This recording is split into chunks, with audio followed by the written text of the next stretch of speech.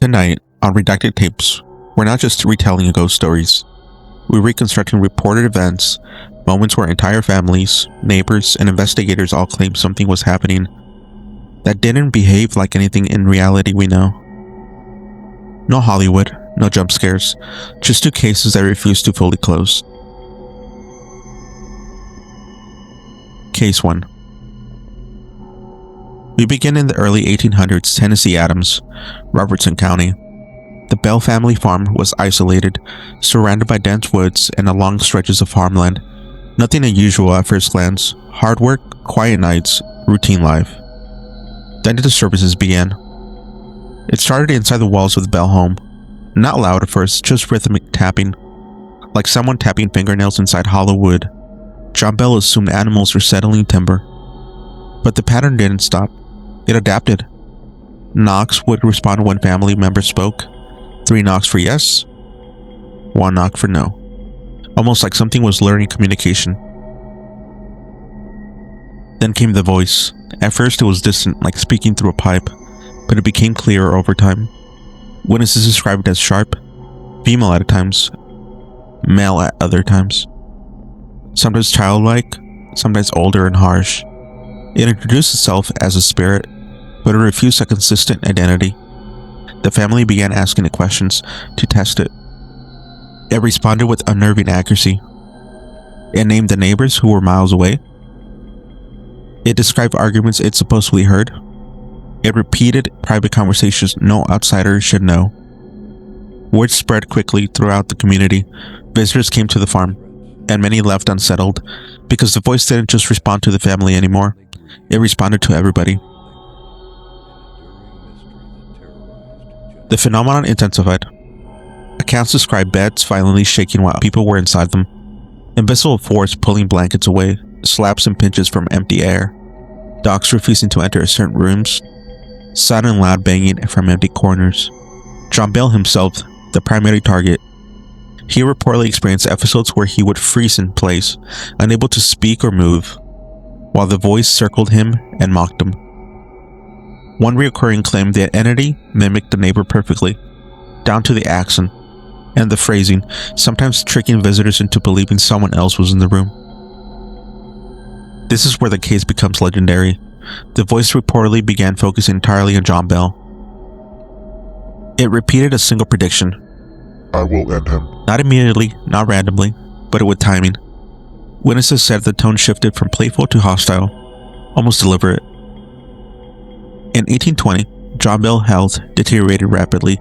Accounts vary, but the consistent claims include sudden paralysis, inability to swallow, strange convulsions, and a mysterious vial found near his belongings shortly after he died. And according to the local legend, the voice acknowledged it.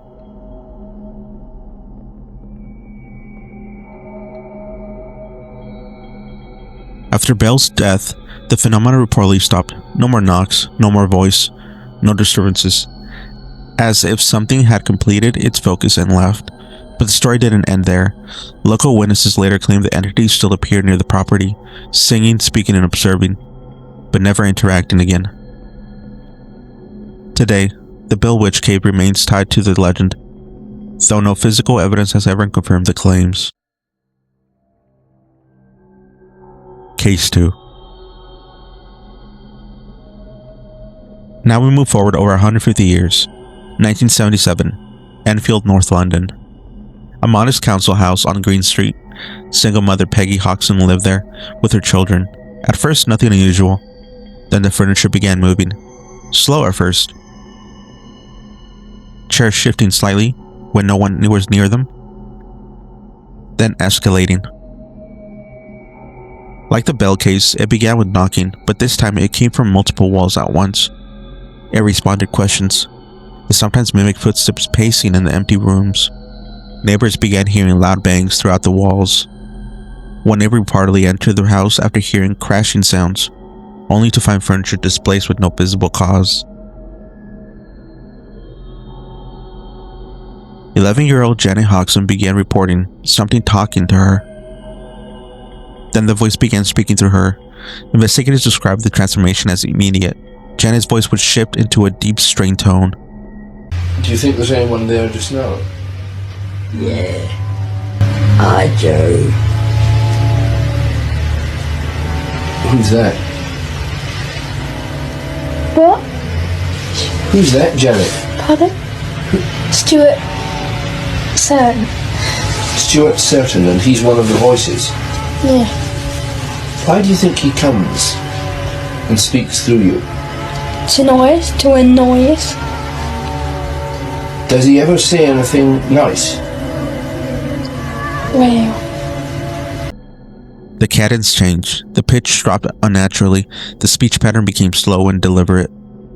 The voice identified itself as an elderly man who had died in the house previously. Just when you come nearer each other. yeah, like here, our aunts will like me together, or in Peggy's next door. And Janet's, your voice is stronger, isn't it? It seems to be the strongest. Yeah. When you hear the voice and it comes out, where does it come from? Here, your throat? No. Where do you feel it comes Back from? of the neck. Back of the neck. And so it must be as if it's somebody else speaking then, when you hear it. Yeah, behind us. But historical confirmation of that identity was never proven.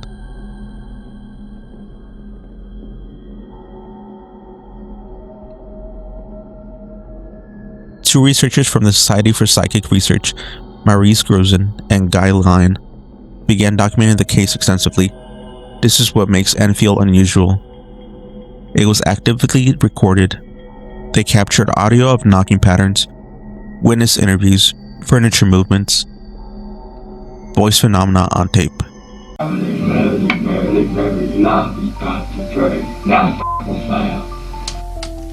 This voice is coming from an 11-year-old girl. Well, perhaps Guy, perhaps you've got something to say to them. Yeah. I'd like to know how you make this noise without bashing Janet's vocal cords to pieces. If I do it for half a minute, I get a sore throat. Goose Chase is here. Journalists also stayed in the home overnight.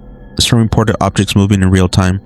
Others left unconvinced, believing certain events could have been staged. One of the most repeated accounts involves a heavy wooden chair. Multiple witnesses in the same room reported the chair rocking on its own, sliding across the floor slowly, stopping abruptly when approached. No visible mechanism was found. No drafts, no wires, confirmed at that time. The most controversial element was the voice through Janet. Skeptics later argued that children may have been performing. Some recordings show possible ventriloquism. Certain movements were not always under control observation. However, supporters encountered multiple independent adults witnessed events simultaneously. Journalists recorded similar phenomena. Investigators themselves admitted they could not explain everything they saw. After roughly 18 months, the activity faded. No dramatic climax, no final event, just gradual decline until the house returned to normal. The family eventually moved. The case remains officially unresolved, debated between psychological explanation and misinterpretation, and genuine, unexplained activity.